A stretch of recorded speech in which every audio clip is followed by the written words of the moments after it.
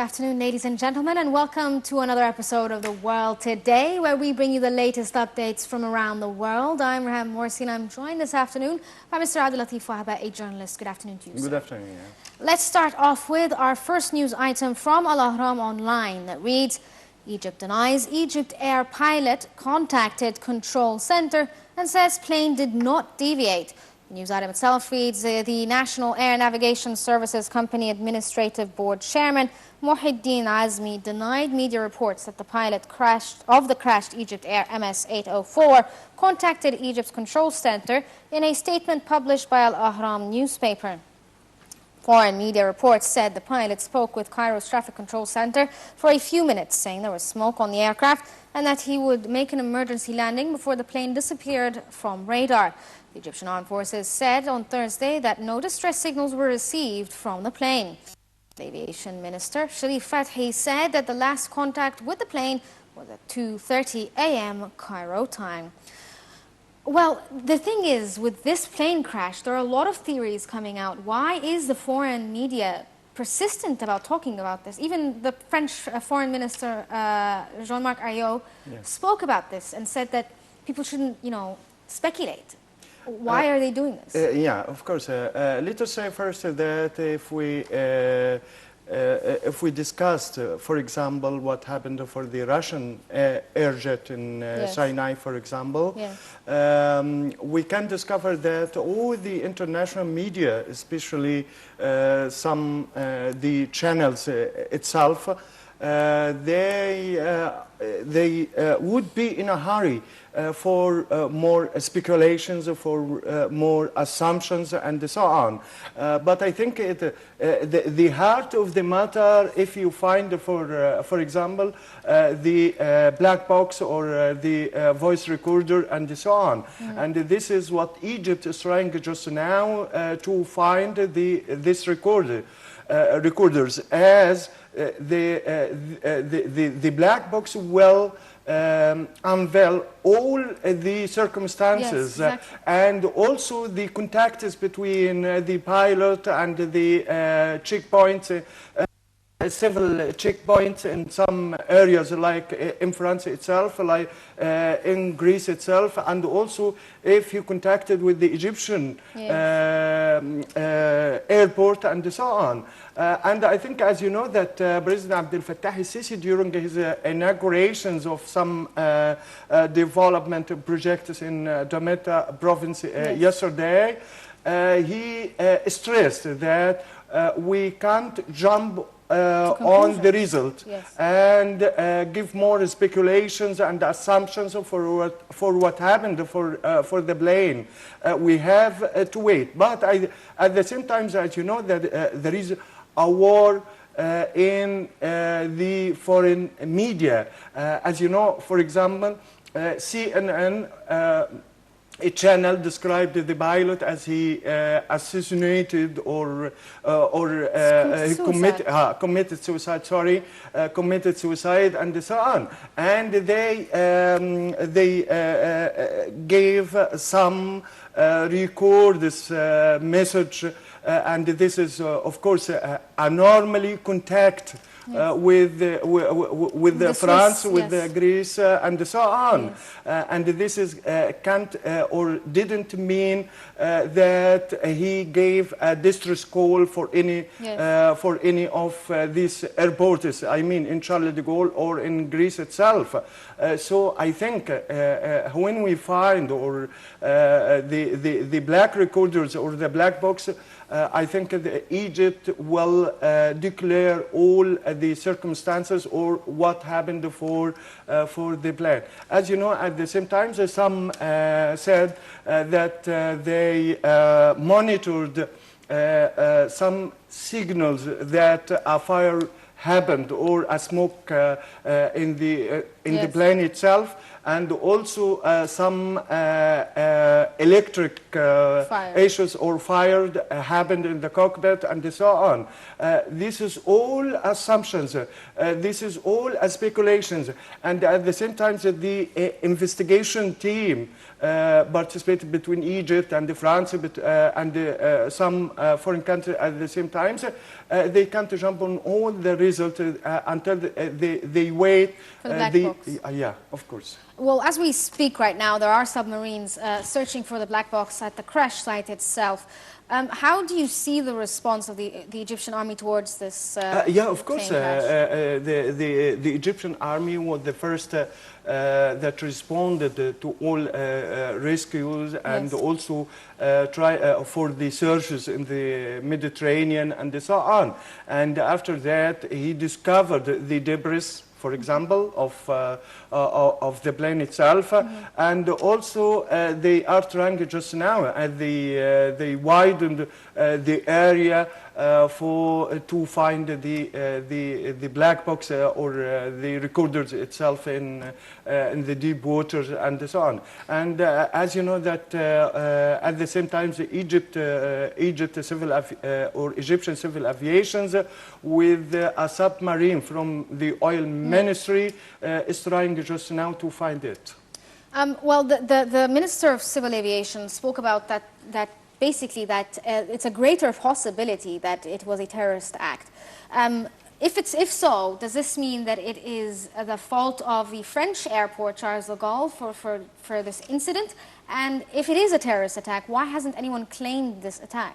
As you know that some foreign media declared 2 days ago that ISIS would prepare a video for what happened to They did this with the Russian plane. Yeah, of course. They did with the Russian plane, but until now, no one declared or resumed its responsibility for what happened for the plane. And at the same time, as you know, that Minister of Civil Aviation, for example, stated that we can't jump on all the speculations or expectations and so on. But when he was asked if it is a terrorist attack or something like that, he said maybe the terrorist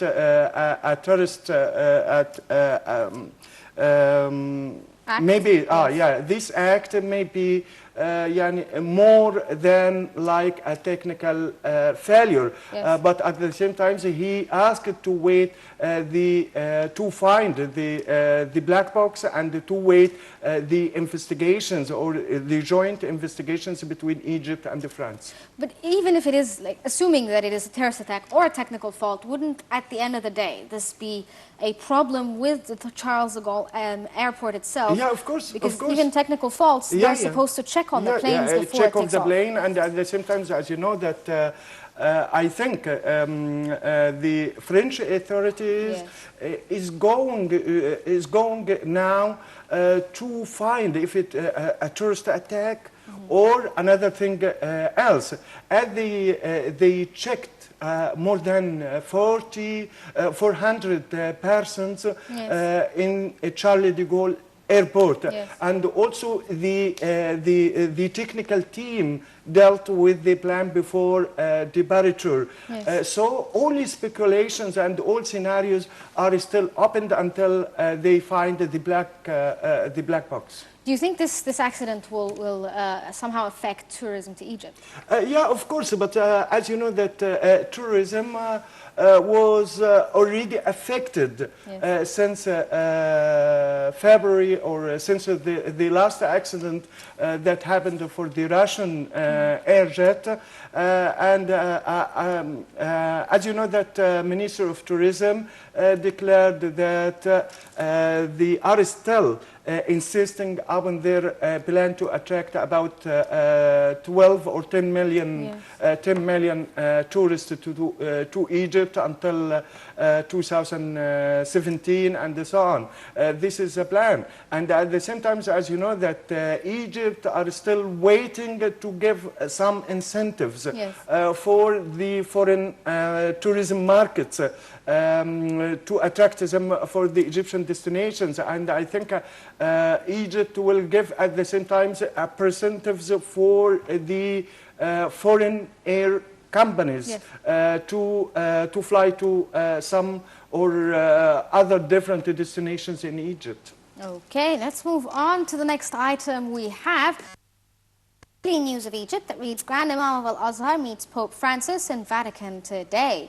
The news item itself reads, Grand Imam of AlAzhar, Sheikh Ahmad al-Tayyib, heads to the Vatican for an unprecedented papal audience with Pope Francis, signaling a new step in the Catholic-Muslim relations. The visit will have a positive impact and will improve relations between the two faiths after tensions during the time of Francis's predecessor, Benedict. During the Monday papal audience, Tayyib will deliver a speech on ways to advocate values, teaching nature and tolerance of Islam, as well as a peaceful coexistence of Islam and Catholicism. Well, obviously, the Pope Francis, is a very different man from the previous Pope. He took in the Syrian refugees and so forth. Do you think this could somehow help with fighting and combating extremism from both sides, whether they're far-right Christians or far-right Muslims and extremists? Yeah, of course. I think it is an important meeting between Sheikh AlAzhar and the Pope. And at the same time, as you know, that he supported all the Arab and the Egyptian effort to face terrorism in the Middle East, not only in the Middle East areas or countries, but also the Egyptian initiatives to face terrorism even in the European countries itself. Yes. And as you know that now a historic also meeting for the Grand Imam to change at the same times the image of the Muslim and the Islam in the Western countries. Yes. As you know that if any a terrorist attack happened in any different country, they blamed and they labeled the Muslim generally. Yes. And I think this is a completely different because Grand Imam is trying to convince all the world, not only the Pope, that they must gather coexist. there. They must, and they must insist on facing terrorism not only in the Middle East but also in the European countries. As you know that now some terrorist groups trying to get volunteers from the European countries, and all the majority of the ISIS members are from foreign countries like Britain, like France, like Belgium, and so on. So it is important to coordinate with another religious institution in the world to face terrorism. And as you know, maybe a week ago, a popular missions from Egypt went to Rome and to Vatican, and they met also Pope in order to convince the European country, especially Italy, that investigation is still going concerning Regini, for example.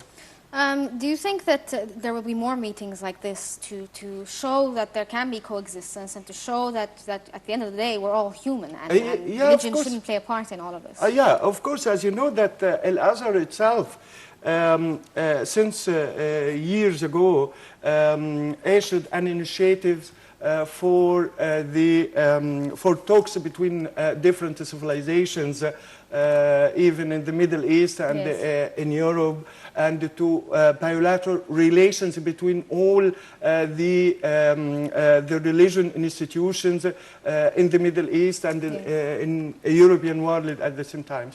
Okay, let's move on to the next.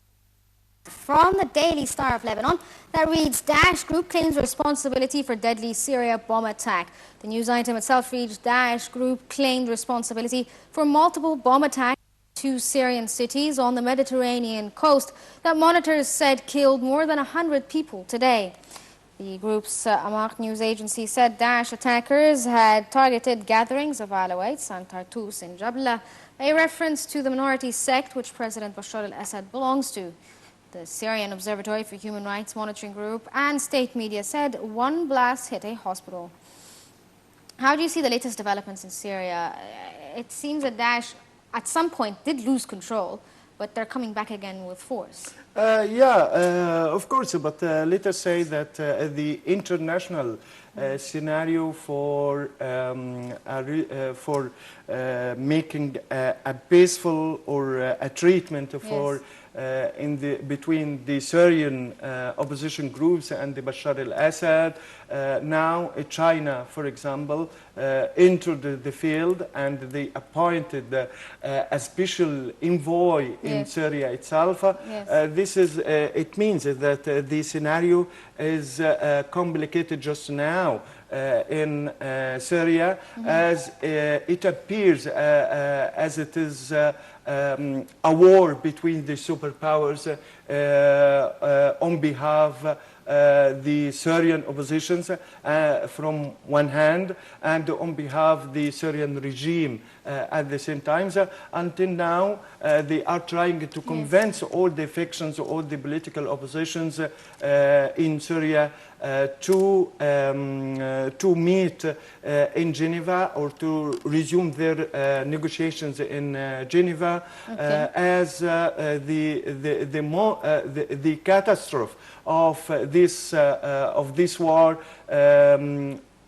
built upon the civilian people only in Syria. And at the same time, as you know, that the crisis, the international crisis for the Syrian refugees in European countries at the same time.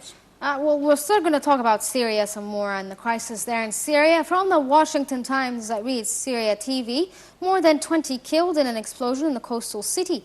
Syrian state TV said more than 20 people have been killed in multiple attacks in the coastal city of Tartus and Jabla, the strongholds of President Bashar al-Assad.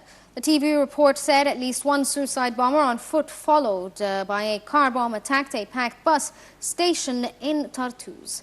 The Iraqi Interior Ministry official said more than 20 were killed and many injured.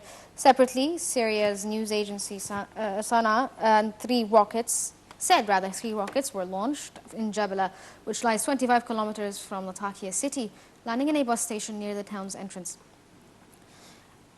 Daesh said they killed 100 people, and then the state Syrian TV says that it's 20 people. Yeah.